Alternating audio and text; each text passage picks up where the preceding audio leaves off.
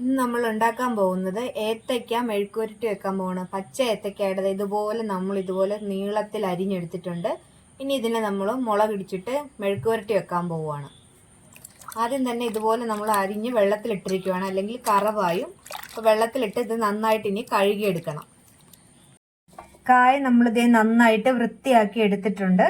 നിങ്ങൾക്ക് എല്ലാവർക്കും കായ മെഴുക്കുവരട്ടി വെക്കാൻ അറിയാമെന്ന് എനിക്കറിയാം. എങ്കിലും ഞങ്ങൾ എങ്ങനെയാണ് വെക്കുന്നതെന്നൊന്ന് പരിചയപ്പെടുത്തുവാണ്. അതിന് വേണ്ടിയിട്ട് നമ്മൾ കായ നന്നായിട്ട് വൃത്തിയായി എടുത്തിട്ടുണ്ട്. പിന്നെ അതിലേക്ക് വേണ്ടിയിട്ട് നമ്മൾ ഉണക്കമുളകും പിന്നെ കുറച്ച് ചെറുള്ളി, ഒരു 10-15 ചെറുള്ളി, അതുപോലെ തന്നെ 10-20 ഉണക്കമുളക്, ഒരു 3 പച്ചമുളക്, ആവശ്യത്തിന് ഉപ്പും പിന്നെ മഞ്ഞൾപ്പൊടി, ഇത്രയാണ് നമ്മൾ എടുക്കുന്നത്. ആദ്യം തന്നെ നമുക്ക് ഈ മുളകും ഉള്ളിയും കൂടി ഒന്ന് ഇടിച്ചെടുക്കാം, ചതച്ച്.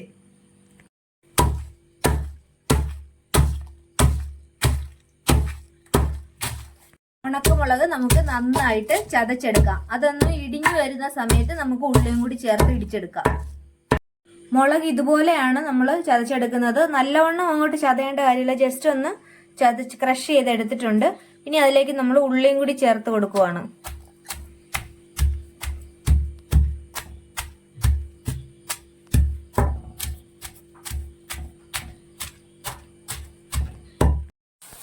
നമുക്ക് ആദ്യം തന്നെ ഇതെല്ലാം കൂടി നമ്മളിപ്പോൾ ഈ ഇടിച്ചെടുത്ത മുളകും ഉള്ളിയും നമ്മുടെ കായും എല്ലാം കൂടി ഒരുമിച്ചാണ് നമ്മൾ ഇടുന്നത്. എന്നിട്ട് ലാസ്റ്റ് പച്ച വെളിച്ചെണ്ണയും കൂടി ഒഴിച്ചെടുക്കുവാണ്. നമുക്കിതെല്ലാം കൂടി ഒന്ന് മിക്സ് ചെയ്യാം.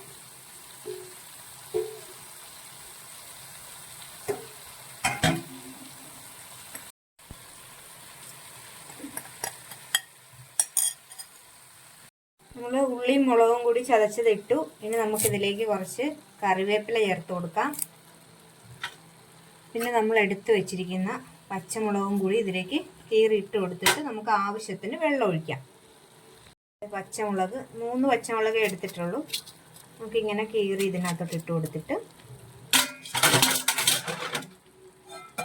ആവശ്യത്തിന് ഉപ്പും കൂടി ചേർത്ത്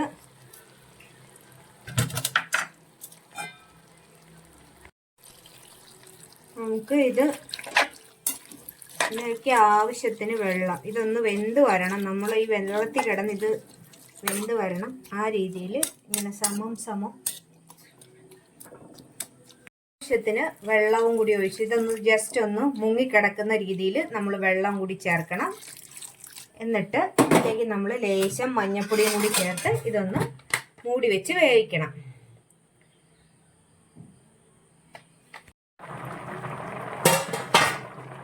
നമ്മുടെ ഇത് നന്നായിട്ട് തിളച്ചിട്ടുണ്ട്. പകുതി കുറച്ചുകൂടി ഒന്ന് വേകാനുണ്ട്. നന്നായിട്ട് ഇത് എല്ലാം കൂടി നന്നായിട്ട് മിക്സ് ആയിട്ടുണ്ട്. ഒന്നുകൂടി ഒന്ന് തിളച്ചിതൊന്ന് പറ്റിക്കോട്ടെ. അത് കഴിഞ്ഞ് നമുക്ക് കുറച്ചും കൂടി ആകുമ്പോൾ പച്ച വെളിച്ചെണ്ണയും കൂടി ഒഴിച്ചെടുക്കുമ്പോൾ നമ്മുടെ മെഴുക്കുവരട്ടി റെഡിയായി. കായിലെ വെള്ളമെല്ലാം നന്നായിട്ട് പറ്റിയിട്ടുണ്ട്.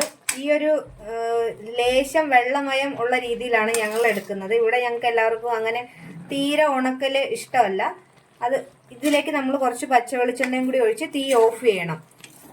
ഇതുപോലെ ഒന്ന് എല്ലാവരും ഒന്ന് ഉണ്ടാക്കി നോക്കണം. നല്ലവണ്ണം വെള്ളം പറ്റിച്ചാണ് മെഴുക്കുവരട്ടി എടുക്കുന്നത്. ഞങ്ങൾക്ക് ഇതുപോലെ ഒരു ലേശം ചാറ് പോലെ ഇതുപോലെ വേണം. അതുകൊണ്ടാണ് ഇതുപോലെ എടുത്തത്. ഇനി വേണ്ടവർക്ക് ഇത് പറ്റിച്ചെടുക്കേണ്ടവർക്ക് പറ്റിച്ചെടുക്കാം.